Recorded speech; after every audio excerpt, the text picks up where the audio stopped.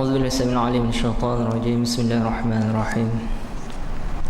السلام عليكم ورحمة الله وبركاته. إن الحمد لله نحمده ونستعينه ونستهدي ونستغفره ونعوذ بالله من شرور أنفسنا ومن سيئات أعمالنا. من يهده الله فلا مضل له ومن يضلل فلا هادي له. قال رب اشرح لي صدري ويسر لي أمري واحلل عقدة من لساني يفقهوا قولي. أما بعد فإن أصدق الحديث كتاب الله وخير الهدى هدى محمد صلى الله عليه وسلم وشر الأمور محدثاتها وكل محدثة بدعة وكل بدعة ضلالة وكل ضلالة في النار. InsyaAllah pada malam ni kita akan meneruskan pengajian kita, iaitu di dalam bab, kita sudah pun masuk kepada bab solat menghadap kubur. Yang mana sebelum ni kita telah meninjau ataupun kita sudah membincangkan berkaitan dengan perkara-perkara yang membatalkan solat, ya. Dan insya-Allah hari ini kita akan sambung dengan solat menghadap kepada kubur, ya, menghadap ke arah kubur. Sabda Nabi sallallahu alaihi wasallam, وكان ينهى عن الصلاة تجاه القبر فيقول لا تجلسوا على القبور ولا تصلوا إليها. Hadis diriwayatkan oleh Muslim, Abu Daud, At-Tirmizi, An-Nasa'i dan ramai lagi lah, ya. Dan adapun Nabi SAW, baginda melarang umatnya mengerjakan salat menghadap kubur. Dan beliau bersabda, janganlah kalian duduk di atas kubur dan jangan pula kalian salat menghadap ke arah kubur. Jadi dua penegasan daripada Nabi SAW yang Nabi tak bagi kita buat di dalam kawasan perkuburan, iaitu yang pertamanya, tak boleh duduk di atas kubur, dan kita tidak boleh menjadikan kawasan perkuburan sebagai tempat untuk menunaikan salat, ya. Tak boleh kita nak jadikan kawasan perkuburan sebagai tempat untuk menunaikan salat. Kalau bekas masjid macam mana? Adakah dia masih dikira sebagai satu tempat untuk kita menunaikan salat? Bekas masjid. Sebab ada di setengah tempat, contohnya di kampung saya lah, yang mana kawasan masjid dia, kawasan masjid lama dia, masjid kayu dia dulu-dulu, tahun 70-an apa semua, kawasan dia sebelah tu kubur, kan, sebelah kubur. Jadi bila masjid tu diruntuhkan, dibuat ke tempat yang lain, ya, kawasan masjid tu telah yang ada ruang sikit tu, kawasan masjid lama tu, telah dibina satu macam tembok supaya tidak dibuat kubur di kawasan tersebut. Adakah itu dikira sebagai tempat untuk kita menunaikan solat sebagaimana yang disebutkan dalam hadis ni? Kena faham molek-molek nah. Yang Nabi larang ialah kita menjadikan kawasan perkuburan sebagai tempat solat, bukannya kawasan masjid yang telah dihapuskan, sebagai kubur. Dua benda yang berbeza tu, ya. Kawasan masjid tu dah tak digunakan, ya, tak digunakan lagi. Kemudian ada satu kawasan tanah lapang sikit, ya, dan tak nama masjid pun, ya. Cuma ini bila saya tanya kepada bapa saya, ya, dia kata ini adalah pesanan daripada Tok Guru situlah. Tok Guru tu kata kawasan kubur, kawasan masjid yang berdekatan dengan kubur tu perlu dipagar ataupun perlu dibina bangunan. Wallahu a'lam bissawab, ya. Maksud hadis ini tidak sebegitu, bukan sebegitu. Yang Nabi larang ialah kawasan kubur kita pergi masuk semayang pula dalam kawasan tu, dan Nabi larang juga, dah masuk kawasan kubur semayang dalam kawasan tu menghadap pula ke arah perkuburan. menghadap pula ke arah perkuburan. Ini yang Nabi larang, ya. Jadi dalam kes yang saya sebutkan tadi, wallahu alam bisawab, saya rasa itu bukanlah maksud daripada hadis ini. Hadis ini menunjukkan haramnya duduk di atas kubur kerana pengharaman adalah asal daripada sebuah larangan. Dan pandangan ini merupakan pendapat kebanyakan ulama seperti yang disebutkan oleh As-San'ani dalam Subul Salam dan juga Asy-Syaukani dalam Nailul Awtar. Yang benar, kebanyakan ulama hanya berpendapat bahawa hal ini makruh, seperti yang dinukilkan oleh Al-Imam An-Nawawi dalam Al-Majmu' dan majoriti ulama. Demikian pula pandangan Ibnul Jauzi seperti yang disebutkan oleh Al-Hafiz Ibn Hajar dalam Fathul Bari. Ya, pandangan Albani mengatakan haramlah. Cumanya dia membawakan pandangan lain. Pandangan Albani dan juga dibawakan pandangan Asy-Syaukani, Al-Imam As-San'ani kata benda ni haram. Kemudian dibawakan juga pandangan ulama-ulama yang hanya mengatakan bahawa tegahan tadi hanya bersifat makruh, antaranya yang dibawakan oleh Al-Imam An-Nawawi lah, di dalam kitab Al-Majmu'.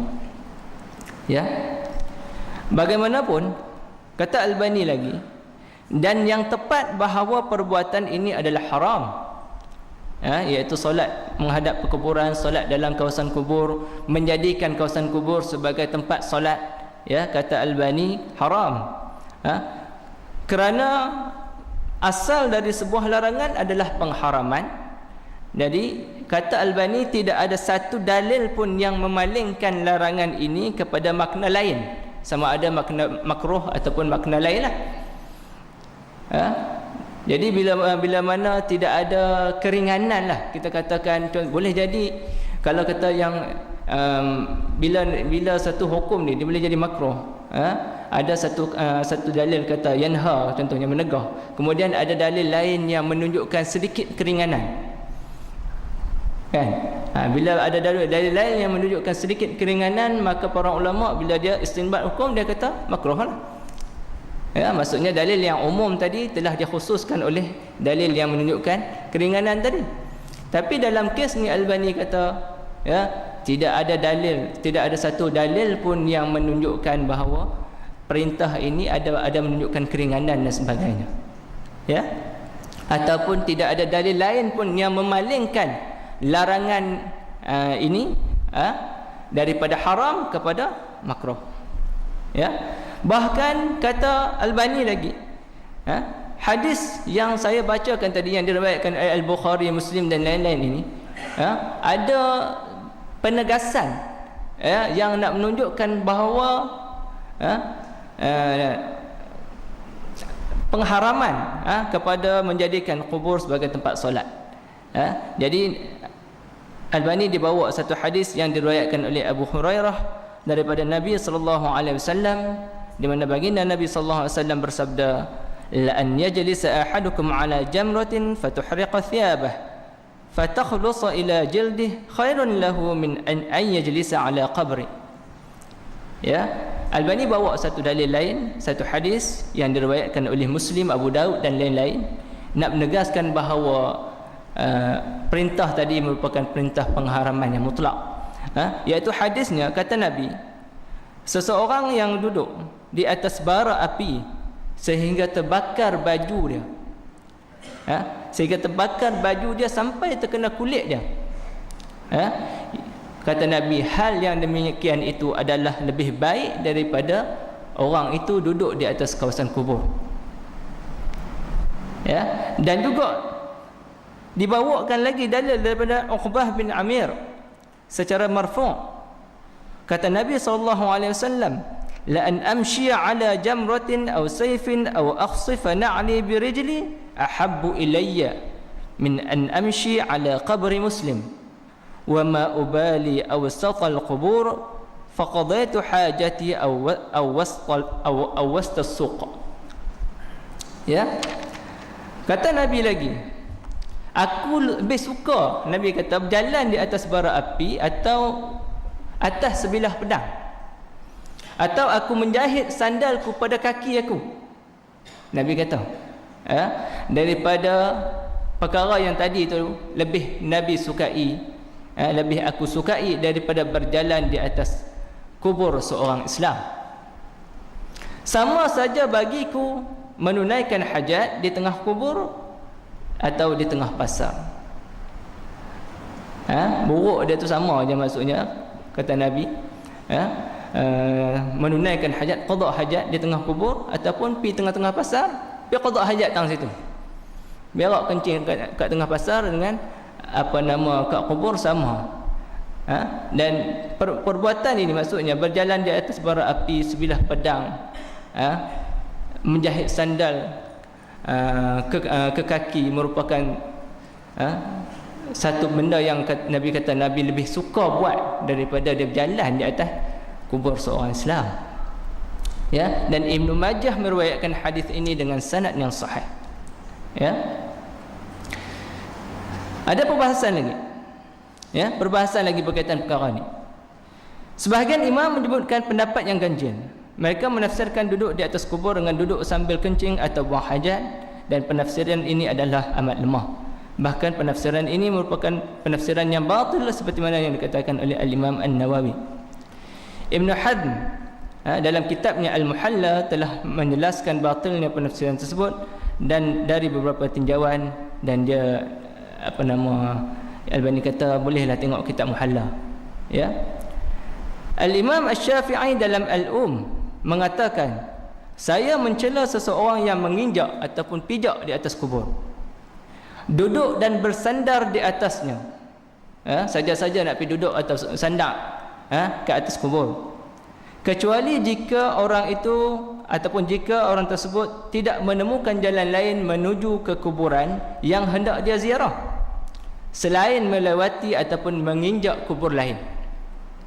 Kerana kata Al-Imam Asy-Syafi'i, keadaan tersebut merupakan keadaan yang darurat, dan kata Imam Syafi'i lagi, saya berharap semoga ia merupakan keringanan yang diberikan oleh Allah. Ini pandangan Al-Imam Asy-Syafi'i. Ya, maksudnya Imam Syafi'i pada dasarnya ya, dia cela ataupun dia marah seseorang yang menginjak kubur ataupun pijak di atas kawasan perkuburan tanpa sebab. Dan hanya sebab darurat sahaja yang dibenarkan untuk menginjak di atas kubur. Dan di sini Imam Syafi'i dia bagi pandangan, contohnya macam kita nak pi ziarah ahli keluarga kita di kawasan tengah perkuburan, sedangkan kawasan tepi tu dah penuh, kan? Jadi terpaksa juga nak injak kubur satu dua kubur untuk sampai. Maka pada pandangan Al-Imam Asy-Syafi'i, perkara itu moga-moga diberi keringanan lah pada hal tersebut. Sebab tak ada jalan lain lah nak pergi ke kubur tu melainkan terpaksa menginjak beberapa kubur. Dan kadang-kadang boleh jadi kubur-kubur yang kita dah berhati-hati, tetapi boleh jadi kawasan tu sebenarnya memang kawasan perkuburan lama, kan? Kubur yang dah tak nampak, kubur batu nisan pun tak ada. Walaulah kalau orang dulu-dulu pakai kayu je, kan, ataupun pakai batu sungai, batu pun dah tenggelam. Jadi memang terpaksa menginjak perkuburan. Maka dalam hal ini Imam Syafi'i kata moga-moga, mudah-mudahan diberi keringanan oleh Allah Subhanahu Wa Taala dalam kes-kes macam ni. Ya, dalam kes-kes macam ni. Tapi dalam hal ini Syekh Albani dia mempunyai pandangan yang berbeza. Dia mempunyai pandangan yang berbeza dengan Al-Imam Asy-Syafi'i, dan dia bawa pandangan-pandangan imam lain lah berkaitan dengan perkara ni. Kata dia, jika maksud mendatangi salah satu kubur hanya untuk menziarah saja, maka ini bukan keadaan yang darurat yang membolehkan melewati ataupun memijak salah satu kubur lainnya, kerana ancaman yang sangat berat bagi orang yang melakukan menginjak-injak di atas kubur tadi. Ya, apalagi ziarah, kata Al-Imam Albani, ya, boleh dilakukan daripada jauh saja dan langsung berada di depan kubur yang dimaksudkan bukanlah syarat bagi ziarah kubur. Ya, itu pandangan Imam Albani, Syekh Albani. Syekh Albani kata sekadar nak ziarah tu, tak perlulah pergi sampai ke depan kubur. Ya, tidaklah menjadi syarat untuk ziarah kubur tu kena pergi sampai ke depan tanah ataupun tanah perkuburan saudara kita tu. Dan dia bawakan pandangan Abu Hanifah, Al-Imam Abu Hanifah. Oleh kerana itu Abu Hanifah mengatakan tak boleh melewati sebuah kubur hingga menginjaknya kecuali kerana darurat, dan ziarah dapat dilakukan dari jauh, dan tidak boleh duduk di atas kubur, dan jika dilakukan perkara maka perbuatan itu tercela, makruh dipanggil. Makruh, karahatut tahrim dipanggil. Perkara tercela yang membawa kepada haram. Karahatut tahrim. Ya. Boleh jadi dalam keadaan kita semasa sekarang ni kan. Keadaan semasa. Yang mana kadang-kadang bila dah ditanam tu, ditanam sesuatu jasad tu, seorang sahabat kita ke siapa ke, kemudian memerlukan kepada autopsi kan, yang bedah siasat balik kan, kena korek balik, ambil untuk boleh jadi ada siasatan lanjut, nak menyiasat punca kematian sahabat kita tadi. Boleh jadi mula-mula doktor tengok kematian dia macam kematian biasa, tapi bila tanya keluarga dia kata boleh jadi ini ada orang buat naya kat dia ni, boleh jadi ada orang bunuh dia. Sedangkan mayat sudah ditanam. Jadi wallahu alam bisawab. Boleh jadi hal ini termasuk dalam kategori darurat yang membolehkan pihak berkuasa dia melalui kawasan tanah perkuburan untuk nak ambil balik mayat tu dan untuk dia buat autopsi ataupun bedah siasat semula atas permintaan keluarga. Boleh jadi disebabkan oleh keadilan yang dirasakan oleh keluarga si mati yang tidak dilunaskan. Boleh jadi perkara ini boleh dia katakan darurat. Tapi kalaulah kita katakan sekadar nak ziarah saja sehingga terpaksa kita nak menginjak ataupun pijak perkuburan, maka pandangan Abu Hanifah kata benda ni bukan benda yang darurat pun. Zahir perkataan beliau, iaitu perkataan Abu Hanifah, maka perbuatan itu tercela ataupun makruh adalah karahatut tahrim, iaitu tercela yang diharamkan. Kerana inilah hukum asal penggunaannya secara mutlak, juga sesuai dengan hadis-hadis yang disebutkan sebelum ini. Wallahu a'lam bissawab, kata Albani. Okey.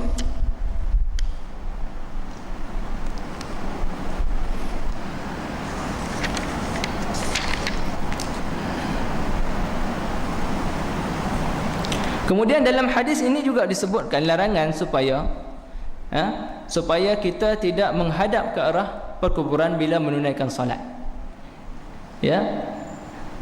Menginjak dah tak boleh. Satu lagi, nak menghadap ke arah satu-satu perkuburan, satu tok syekh ke, kita pergi lawat nak ziarah, tapi ziarah lepas tu kita semayang menghadap kubur dia, sebagaimana yang dilakukan oleh sebahagian daripada pok-pok tarikat. Maka ini juga perbuatan yang Nabi larang. Kenapa Nabi larang? Maka kita akan tengok dia punya huraiannya. Yakni menjadikan kubur tepat berada di arah kiblat ketika solat. Larangan ini dikarenakan mengandungi penghormatan yang berlebihan dan juga menjadikan kedudukannya, iaitu kedudukan kubur tadi, sebagai sembahan pada suatu peribadahan. Sebab apa tak boleh nak semayang di hadapan kubur? Sebab kita takut, kita takutlah ini seolah-olah menjadikan kubur tadi sebagai satu tempat untuk kita menghadap ataupun satu tempat ibadah, peribadahan. Dengan melakukan perbuatan menjadikannya menggabungkan dua larangan. Yang pertamanya, larangan menganggap remeh peribadahan yang diiringi dengan pengagungan kepada Allah. Dan yang keduanya, pengagungan yang berlebihan kepada selain daripada Allah.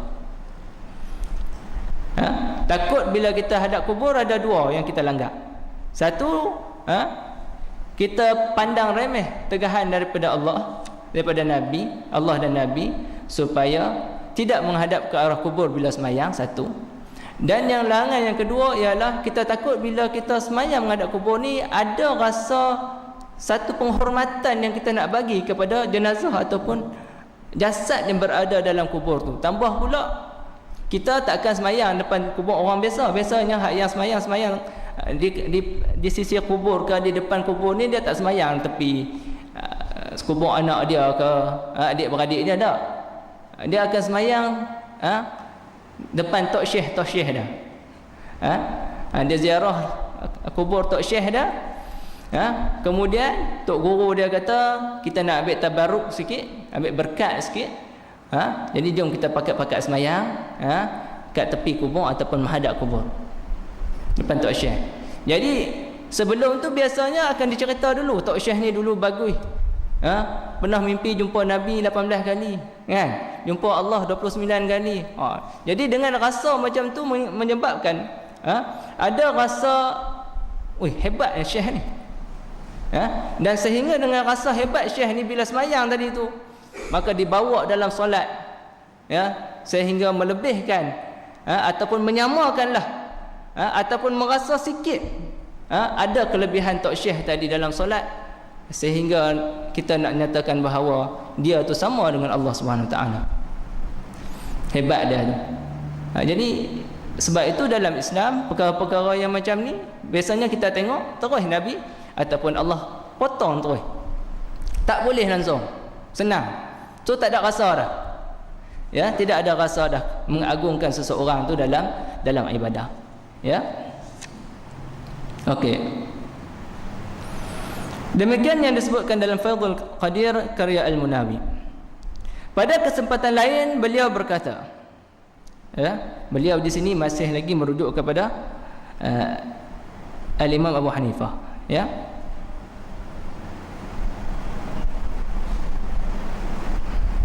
Okey. Perbuatan ini termasuk perkara yang makruh jika seorang melakukan dengan niat tabarruk dengan ibadah tabarruklah, dengan niat tabarruk untuk mendapatkan keberkatan dengan ibadah salat di tempat itu, maka dia telah melakukan bid'ah dalam perkara agama yang tidak diizinkan oleh Allah. Bila dia buat benda tu dengan tujuan nak dapat berkat pula, mendapat keberkatan daripada satu benda yang telah mati, boleh ke tuan-tuan? Tabarruk daripada kita nak ambil keberkatan daripada sesuatu yang telah mati selain daripada apa yang datang daripada Nabi lah. Tok Syekh ke, Tok Guru ke, Ustaz ke, siapa-siapa lah, dia dah mati, kita nak ambil tabarruk daripada dia. Maka kata Imam Abu Hanifah, benda ni merupakan bid'ah dalam agama yang tidak diizinkan oleh Allah. Kemudian Al-Imam An-Nawawi mengatakan, demikian pula pendapat para ulama Syafi'iyah, bahkan bukan kekeliruan jika dianggap sebagai sesuatu yang diharamkan sesuai dengan lafaz hadis.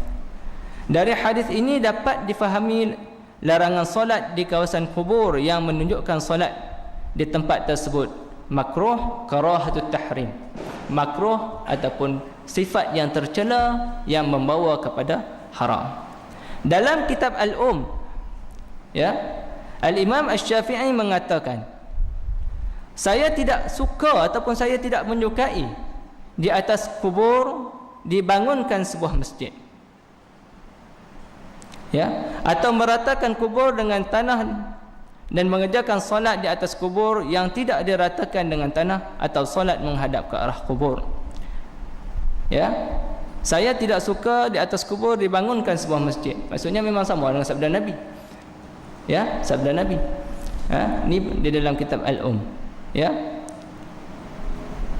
Dan diratakan kubur dengan tanah dan mengerjakan solat di atas kubur yang tidak diratakan tanah atau solat menghadap ke arah kubur.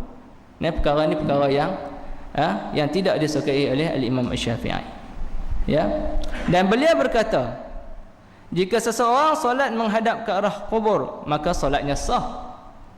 Hanya saja dia telah melakukan perbuatan dosa. Ya, solat atas kubur sah tak? Sah. Cukup syarat dia, rukun dia dan sebagainya, sah lah. Cuma melakukan satu ibadah dalam keadaan berdosa. Sebab apa berdosa? Sebab Nabi larang. Ya, sebab Nabi larang. Macam ada orang tanya, Ustaz, pakai cincin emas semayang sah ke tak sah semayang? Pakai cincin emas ataupun pakai rantai emas, rantai emas ke gelang, apa nama, rantai leher ke kan, waktu solat sah ke tak sah solat? Sah lah jawapannya. Sebab pemakaian rantai leher itu tidak mempengaruhi syarat sah ke, rukun ke dan sebagainya. Tetapi memakai perkara yang memakai benda-benda emas ini adalah dilarang dalam agama. Jadi maksudnya kita telah melaksanakan satu dosa di dalam ibadah. Itu saja. Ya, dah tahu hang nak ibadah, kenapa hang nak buat dosa lagi? Kan? Ibadah tujuannya apa tuan-tuan?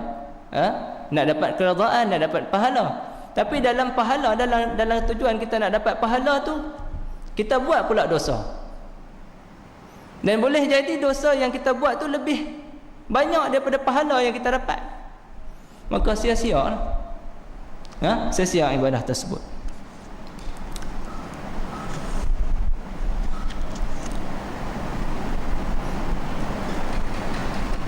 Malik, Al-Imam Malik, ya, mengabarkan kepada kami bahawa Rasulullah sallallahu alaihi wasallam bersabda, ya, qatalal yahudu qatalallahu al-yahuda wan nasara ittakhadhu qubur anbiya'ihim masajid. Ya,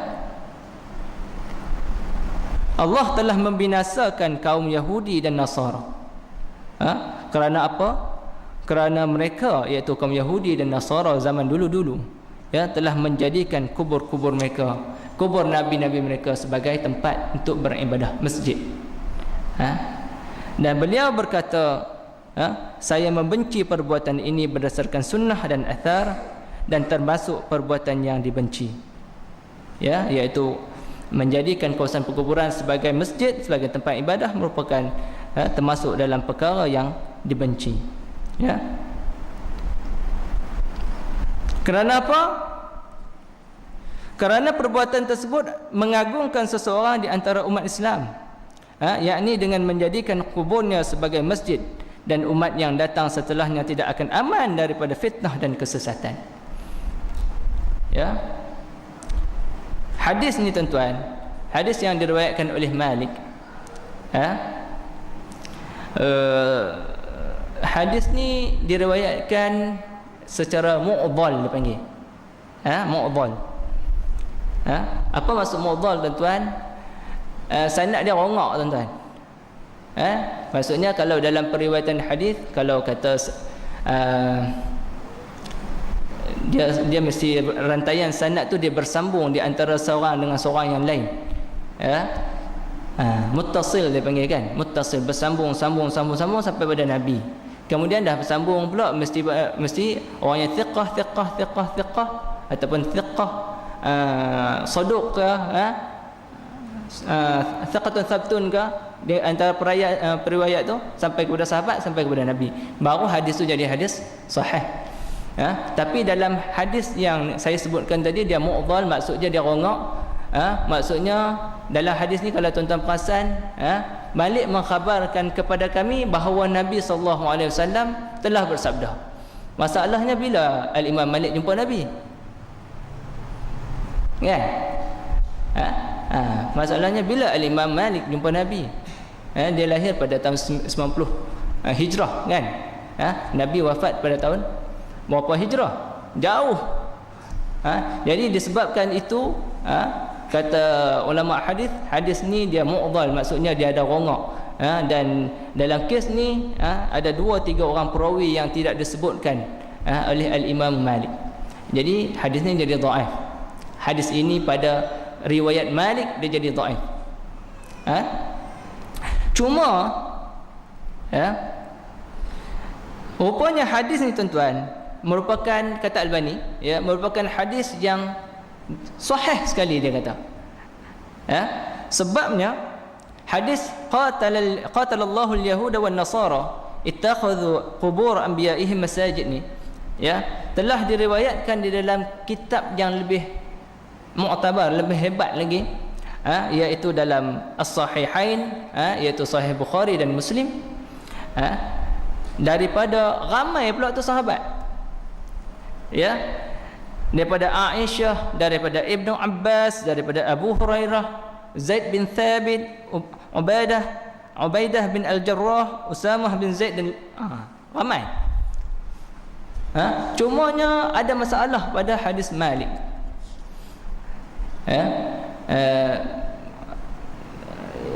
Bila kita tengok dalam kitab Muwatta tu, memang kadang-kadang kita tengok Imam Malik dia ada hadis yang dia buat macam ni lah, yang dia tak bawa, yang dia tak nyatakan guru dia, ataupun dia tak bawa hadis tu secara sanad yang muttasil, dia mu'dhal ataupun munqati' dia panggil, sanad dia terputus, tidak mempunyai perawi yang lengkap. Salah satunya ada hadis yang biasa kita sebut, taraktu fikum amrayn lan tadillu ma massaktum bihima kitaballah wa sunnatan nabiy. Ini juga hadis yang diambil daripada yang diriwayatkan oleh Malik, sama ada melalui Yahya bin Yahya Al-Laythi ke ataupun seorang lagi murid dia, dengan periwayatan yang mu'dhal juga.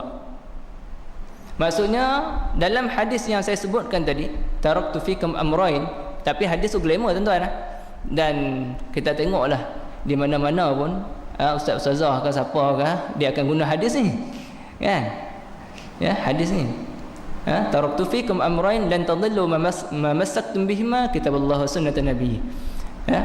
Cumanya sekiranya dia ambil daripada periwayatan Imam Malik, maka kalau yang dikatakan diriwayatkan oleh Imam Malik, maka hadis tadi jatuh dhaif, sebab hadis tu diriwayatkan secara tidak lengkap, perawinya tidak lengkap, walaupun lafaznya adalah begitu sahih sekali, tapi sanad dia bermasalah, ya, sanad dia bermasalah.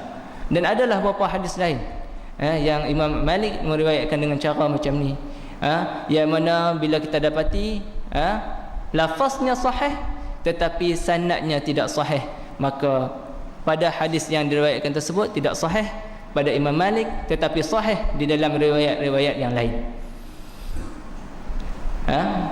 Jadi kesimpulannya senang tuan-tuan, kalau kita nak sebut hadis ni, jangan kita ambil daripada riwayat Imam Malik, tapi kita ambil daripada riwayat-riwayat lain yang sahih tu. Ya, boleh faham kan?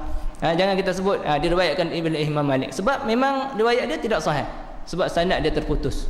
Kita ambil daripada Abu Daud ke ataupun An-Nasa'i yang meriwayatkan secara sempurna. Ya, okey. Juga diriwayatkan dalam masalah yang serupa dari hadis Aisyah, Jundub bin Abdullah Al-Bajali, Ibn Mas'ud, Abu Sa'id Al-Khudri, Atha bin Yasar secara daripada Atha bin Yasar secara mursal. Ya. Ya, itu yang berkaitan dengan menghadap ke arah solat, menghadap ke arah perkuburan. Ya. Okey, kita teruskan lagi, ya, perbahasan berkaitan dengan solat menghadap ke arah perkuburan ini. Ibn Hajar Al-Haythami Al-Faqih dalam kitab Az-Zawajir an Iqtirafil Kabair mengatakan, sebahagian ulama Hanabilah, ulama mazhab Hanbali berkata, seseorang yang sengaja mengerjakan solat di kubur dengan niat tabarruk, nak ambil berkat, solat di kawasan kubur, niat nak ambil berkat daripada orang yang ada dalam kubur tu, ya, adalah bentuk pembangkangan kepada Allah dan Rasul-Nya, dan merupakan perbuatan bid'ah yang tidak diizinkan oleh Allah. Berpegang dengan larangan terhadap perbuatan tersebut, dan juga ijma', dan perbuatan yang paling diharamkan dan termasuk salah satu sebab timbulnya kesyirikan adalah solat di kawasan ataupun menghadap ke arah kubur. Menjadikan kubur sebagai masjid ataupun mendirikan masjid di atas kubur. Ibnu Hajar Al-Haythami dia kata, orang yang tabarruk semayang di depan kubur ke di kawasan kubur dengan niat tabarruk terhadap orang yang berada dalam kubur merupakan satu pembangkangan terhadap Allah dan Rasul. Sebab Allah dan Rasul dah larang secara jelas. Dan tambah pula Ibn Hajar kata, benda yang bid'ah, benda yang tak pernah dilakukan oleh tak pernah disuruh oleh Nabi dan tak pernah pun dilakukan oleh para sahabat radhiyallahu anhum ajma'in. Adapun pendapat yang menyebutkan perbuatan itu hanyalah makruh, difahami lebih daripada itu, kerana tidak mungkin para ulama membolehkan satu perbuatan yang pelakunya dilaknat oleh Rasulullah berdasarkan hadis-hadis yang mutawatir. Adapun pandangan-pandangan yang mengatakan benda tu makruh sahaja, tak sampai kepada peringkat haram, kata Ibn Hajar Al-Haythami, boleh jadi makruh yang dimaksudkan oleh para ulama tu, dia kata makruh tu, yang macam yang saya sebut tadi, makruh tu tahrim, iaitu perkara yang tercela yang membawa kepada haram. Sebab kata Ibn Hajar Al-Haythami, tak mungkinlah bagi seorang ulama yang dia tahu bahawa Nabi SAW larang secara clear tentang solat di depan kubur ni, lepas tu bagi tahu pula bahawa dia lebih rela, Nabi SAW lebih rela berjalan atas pedang, dijahit kakinya kepada sandal ataupun kasut yang dia pakai. Takkanlah ulama yang macam ni nak bagi tahu benda solat di hadapan kubur hanya kepada peringkat makruh, sedangkan Nabi larang dan Nabi bagi tahu tentang ancaman-ancaman daripada Allah Subhanahu Wa Taala.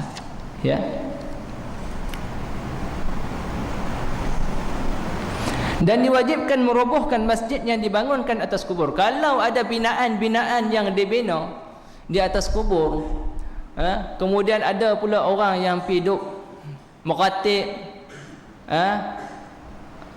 baca Yasin kita nak tolong tak? Meratib, semayang dan sebagainya di kawasan perkuburan, maka tempat ini kata Ibn Hajar Al-Haythami mesti dirobohkan. Mesti dirobohkan. Baca Yasin kita nak kategori ke depan kubur? Wallahu a'lam bissawab. Tapi yang larangan yang jelas ialah solat, solat di kawasan perkuburan. Kerana kata dia, hal ini jauh lebih mendatangkan mudarat dibandingkan masjid dirar. Kerana masjid dirar didirikan atas dasar kemaksiatan kepada Rasulullah sallallahu alaihi wasallam, yang mana beliau Nabi sallallahu alaihi wasallam telah melarang perbuatan tersebut. Beliau Nabi sallallahu alaihi wasallam memerintahkan agar merobohkan kubur-kubur yang dimuliakan oleh pemujanya, dan diwajibkan menghilangkan lilin ataupun lentera, asap perasak tu, yang dipasang di atas kubur. Juga tidak dibenarkan berwakaf dan bernazar ke kubur. Dan demikianlah yang disebutkan dalam kitab Az-Zawajah. Kisah berkaitan masjid dirar ni, kisah berkaitan masjid dirar ni disebutkan oleh Allah di dalam surah At-Taubah ayat 107, di mana ada sekumpulan kaum munafik yang dia bina satu masjid lain berkaitan dengan masjid yang dibina oleh Nabi di Quba, semata-mata untuk nak memecah belahkan umat Islam. Semata-mata masjid ni dibina untuk memecah belah kaum Islam, supaya umat Islam dia bahagi dua. Bila dia pergi semayang, ada yang semayang di masjid dirar, ada semayang masjid Nabi. Bila ada majlis ilmu, ada yang semayang, dia ada yang pergi majlis ilmu di sini, ada yang pergi masjid Nabi. Sengaja dibina oleh orang-orang munafik untuk memecah belahkan orang Islam. Dan pandangan Ibn Hajar Al-Haythami solat di hadapan kubur lebih teruk daripada orang yang bina masjid dirar. Nah, ya, sebab kata Ibn Hajar Al-Haythami, ya, bina masjid dirar tadi orang munafik buat tadi hanya nak menunjukkan bangkang dia ataupun rasa tak puas hati pada Nabi saja. Tapi bila solat di hadapan kubur, maka dia telah menunjukkan bangkangan dia kepada Allah dan Rasul, tambah pula dia buat benda bid'ah lagi. Hak tadi Nabi ya, tapi hak yang solat di atas kubur ni dua-dua. Bangkangan terhadap Allah dan bangkangan terhadap Rasul. Jadi lebih teruk kesan dia orang yang solat menghadap ke arah kubur daripada orang yang membina masjid dirar. Masjid dirar. Dah orang sembahyang jemaah dua masjid kira macam mana? Lain limpati sembahyang dua masjid kira macam mana? Wallahu a'lam bissawab. Ya. Adakah salah satu daripada tu hendak kita katakan masjid dirar? Manakala masjid yang satu lagi pula masjid yang tidak dirar? Wallahu a'lam bissawab.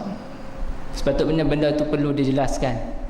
Ya, yang kita biasa dengar ada sebahagian tempat yang sembahyang dua masjid, yang bila mana imam daripada parti ni dia tak pergi sembahyang, dia sanggup pergi sembahyang tu jauh. Wallahu a'lam bissawab. Kita jawablah dengan Allah Subhanahu Wa Taala. Ya, adakah ini saya punya pandangan, adakah parti itu perlu kita jadikan satu alasan untuk kita nak solat di hadapan, di belakang imam? Adakah kita nak solat di hadapan imam, di belakang imam yang parti dengan kita saja, sedangkan imam parti yang sebelah tu pun merupakan orang Islam?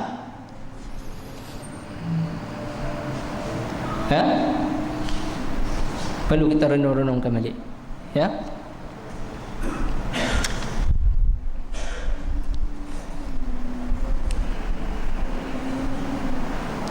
Pernyataan Al-Munawi dan Al-Hambali memberikan faedah bahawa sengaja mengerjakan solat dengan menghadap kubur dan solat di atas kubur adalah perbuatan yang diharamkan dan tergolong pengadaan syariat baru.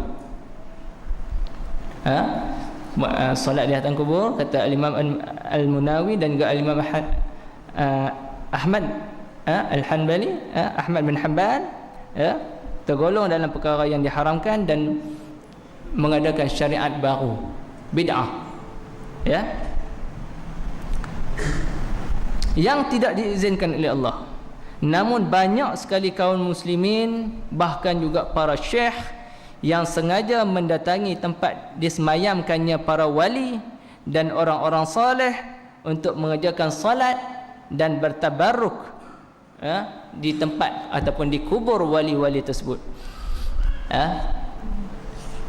Banyak mana tempat yang kita tengok di dalam negeri orang Islam ni, saya sebut nama Tok Syekh sekian-sekian ataupun wali sekian-sekian, maka pakat-pakat pi, lalu diadakan majlis di situ, dan sebahagiannya Tok Syekh mereka ajak pula mereka semayang di kawasan perkuburan tersebut, sedangkan Nabi SAW telah melarang secara jelas. Ya, jadi bila ada larangan yang jelas ni, ya, takkan Tok Syekh ni tak reti lagi, ya, ataupun macam mana? Ya, jadi yang pentingnya mereka ni telah mengadakan satu syariat baru yang tidak pernah ditunjukkan oleh Allah dan tidak pernah ditunjukkan oleh Nabi sallallahu alaihi wasallam. Ya. Jika ada yang melihat dan menegur, mereka berdalih, depa kata bila ada orang tegur, kata hampa buat ni tak betul, mereka berdalih dan depa kata apa? Sesungguhnya setiap amal itu bergantung kepada niat. Kami ni kami lawat tok guru kami, wali ni kami semayang sini, bukannya kami nak sembah dia, kami sembah Allah. Niat kami baik, ya, niat kami bersih, akidah kami suci, ya. Jadi kata Albani, seandainya mereka benar-benar jujur dalam perkara tersebut, lalu apa sebab yang membolehkan mereka terlepas daripada sorotan syariah yang bijaksana? Dah kalau hang kata niat hang bersih, kenapa hang sanggup untuk pergi buat benda yang betul-betul memang Nabi larang perbuatan tu? Ya, matlamat tidak menghalalkan cara. Ya, matlamat tidak menghalalkan cara. Ya. Niat yang baik tapi caranya salah, tetap salah. Kan? Ya.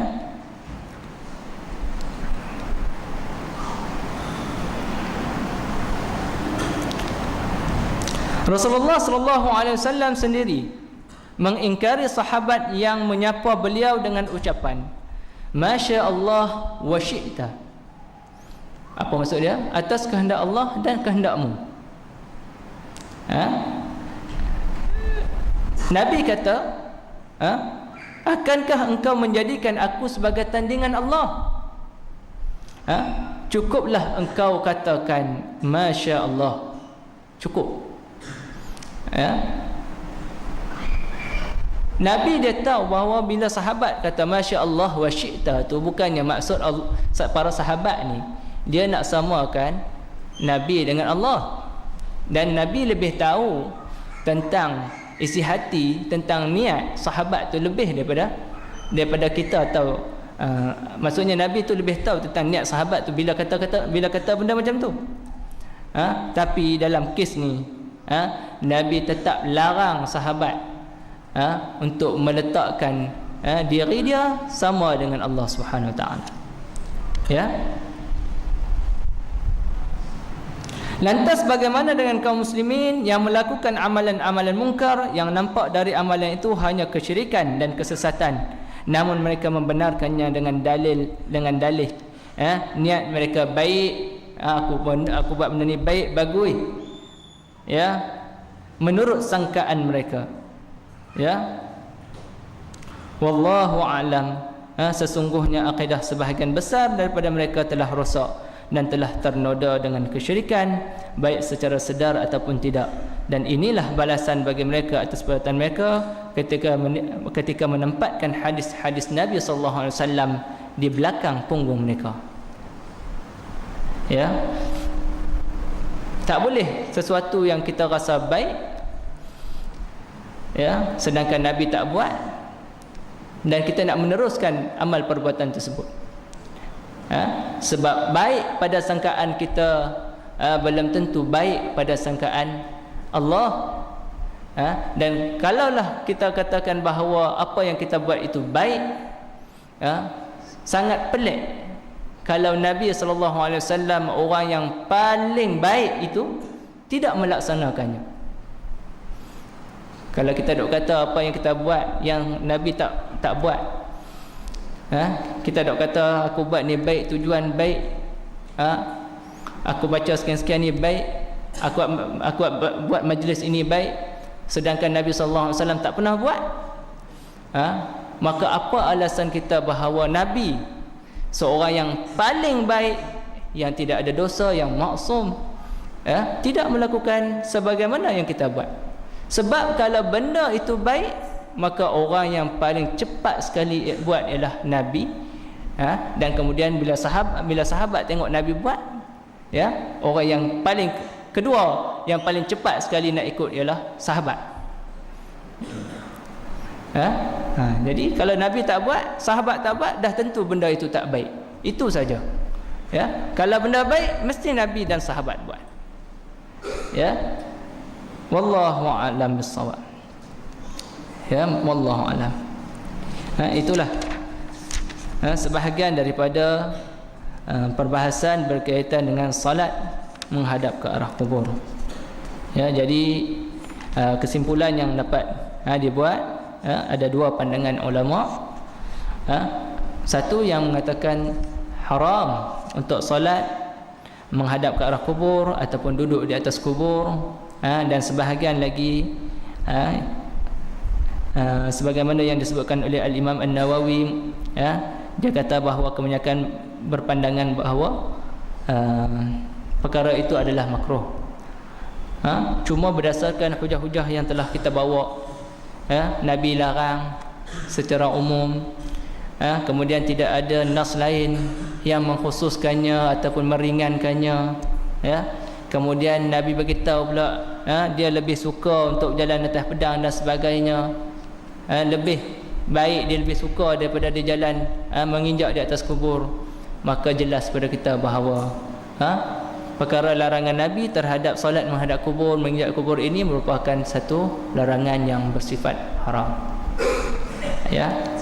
Tidak ada dalil lain yang nak mengkhususkan ataupun yang nak menjadikan meringankan dia menjadi makruh. Wallahu a'lam bissawab. Jadi mana yang baik itu datang daripada Allah, yang lemah itu lemah diri saya. Jadi insya-Allah kita akan sambung lagi pada sesi yang akan datang. Assalamualaikum warahmatullahi wabarakatuh.